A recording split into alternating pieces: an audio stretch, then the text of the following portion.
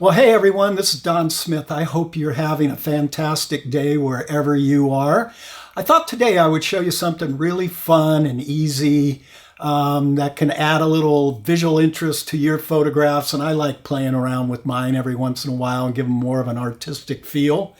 And that's playing around with textures. And so let's get to work here. This first image, I'm going to show you two ways of doing this in Photoshop, and then I'm actually going to go over and we're going to open up Luminar Neo, and I'm going to show you a couple of ways of adding textures through Luminar Neo. Okay, so this is an image that I captured at a place called Montana de Oro State Park that's along the Central California coast. It's actually about 10-15 minute drive from where I live. And here's a texture. This is kind of what I would call a grunge texture. And I'm going to add this over the top of this image and let's see what we can do. We'll have some fun with it.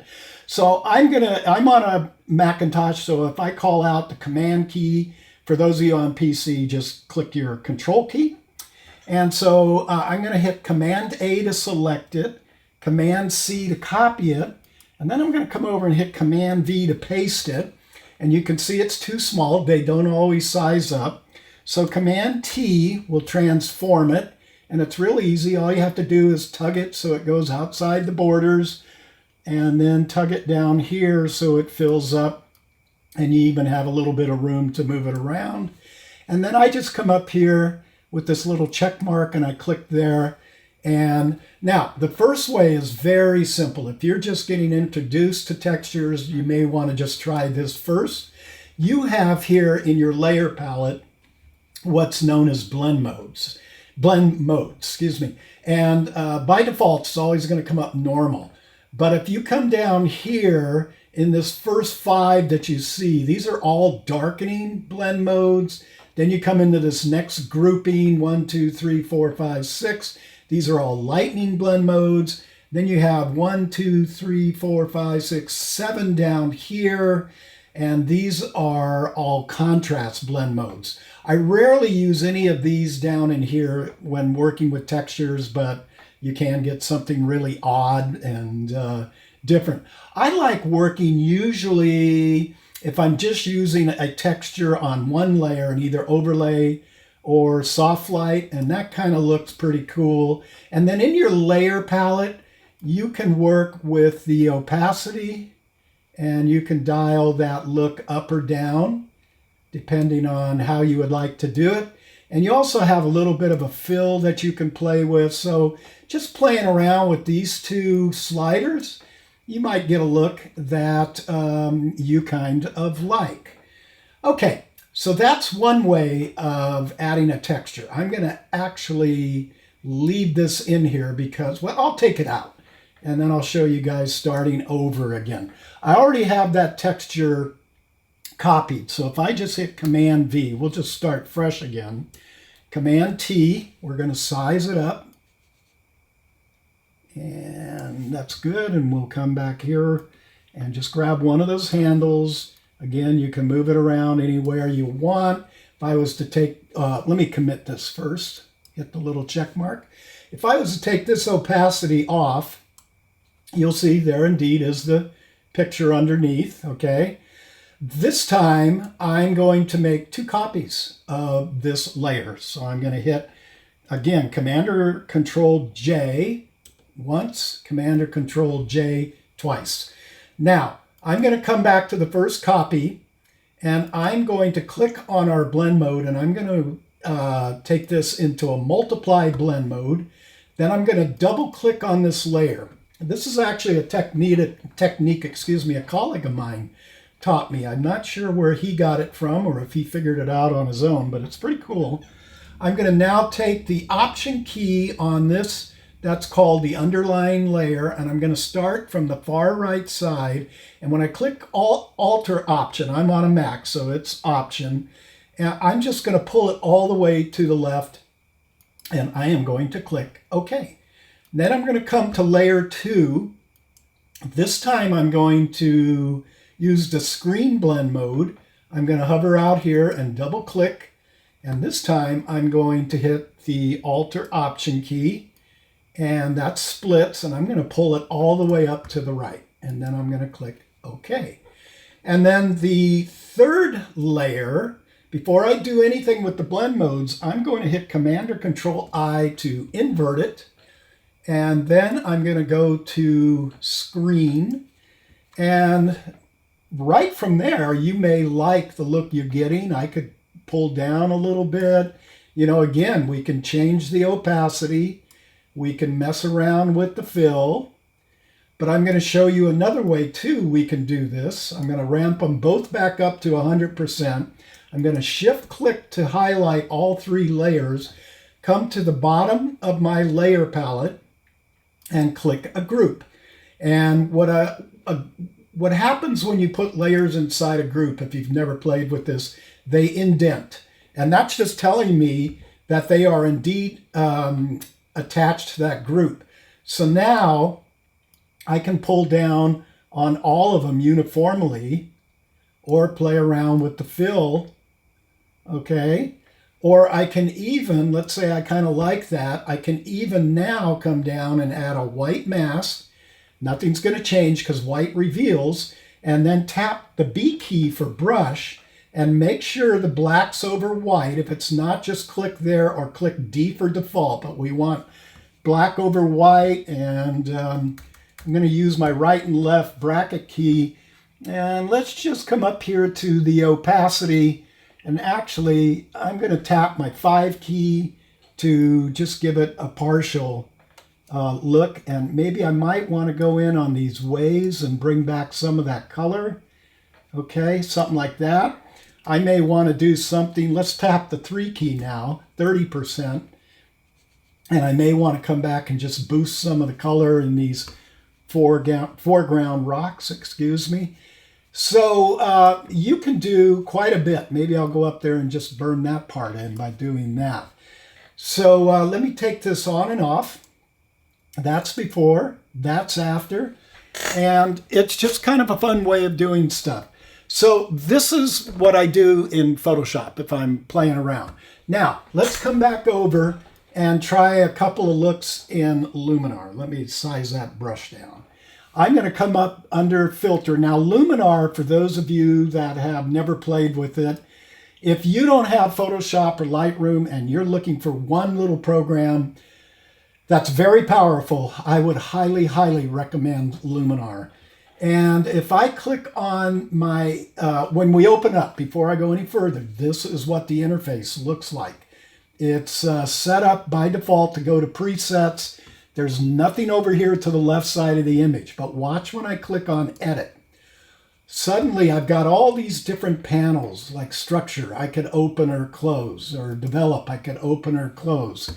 But what I want to do, I don't want to mess with any of those right now. I want to, if you look on the left side, I now have where I can start adding layers. So I'm going to click the plus key here, and I have a couple of layers open on stuff I've been playing around with in here. And I think on this one, I may want to add that layer. Now, when I click to add that layer, you notice the layer property box opened up. And if it's not fitting, you can see up here on top, it doesn't quite fit. Just come to the bottom of this box and click Stretch. And that's all you got to do, and it fits. Now, I can flip this horizontally if I want. I can flip it vertically if I want. But I think I'll just leave it alone. And then here's our blend modes. If I click and open, I don't have quite as many as I've had in Photoshop, but there's 3 of my darkens, 2 of my lightening, and 3 of my contrasts. And then again, I do have difference and subtract, and we could make a case that that looks actually kind of cool. But I kind of like multiply in this one. Now, I have an opacity slider up here. So I can ramp this up, the effect, or take it down. I saw one more, I think it was difference. This is really kind of a cool way of looking at it. And now I actually also have a masking. So if I click here, where I like to go is right here in brush. And I'm going to maybe click brush, and then I have where I can paint in, which it gives by default, or erase.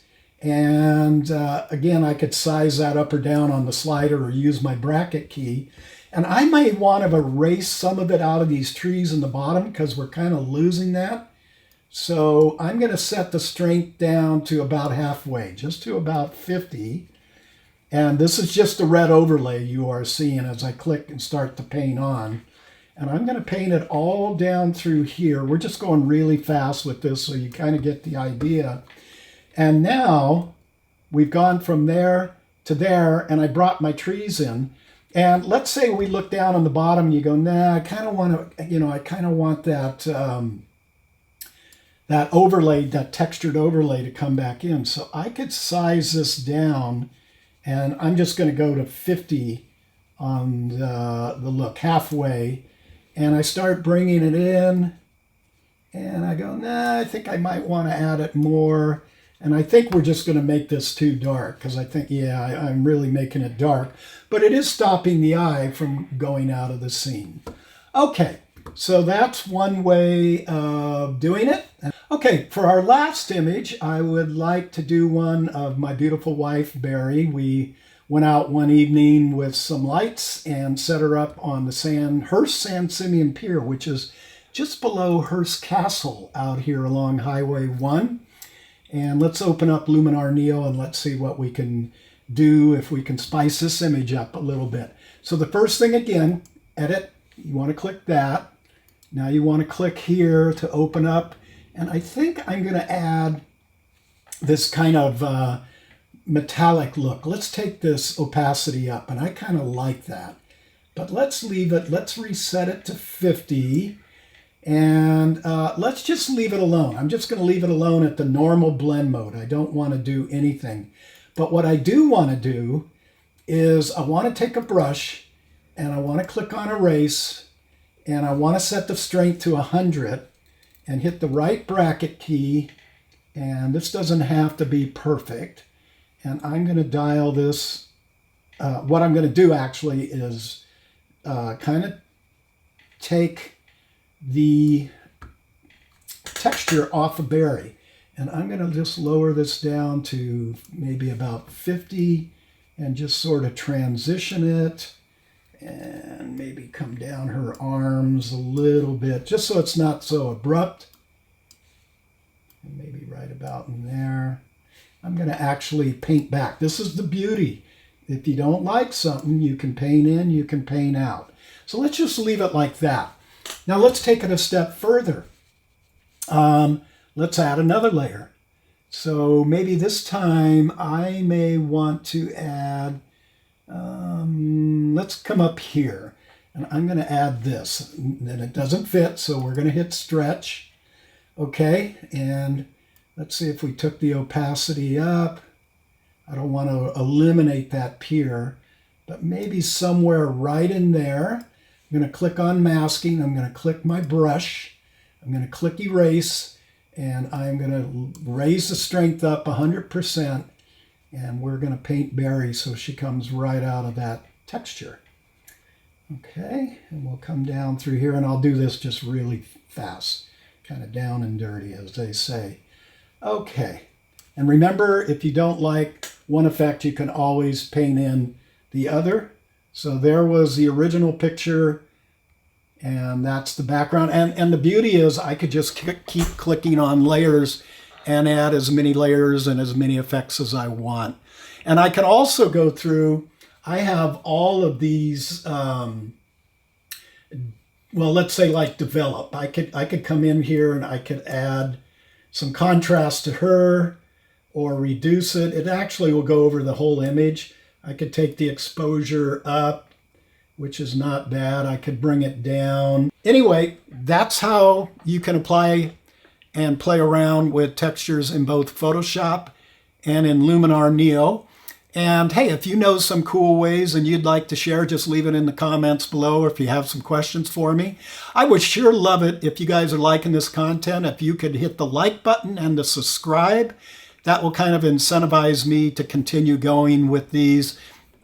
And if you have an idea you would like for me to tackle, just send me an email, don@donsmithphotography.com. It's up here on the screen. And I can't guarantee I'll get to all of them, but if I think it's interesting to a broad range of you out there, we will certainly take a look at it. Okay, so I hope you learned something here. Go out and have some fun. Stay creative, guys. It's great for your soul, and we'll see you next time.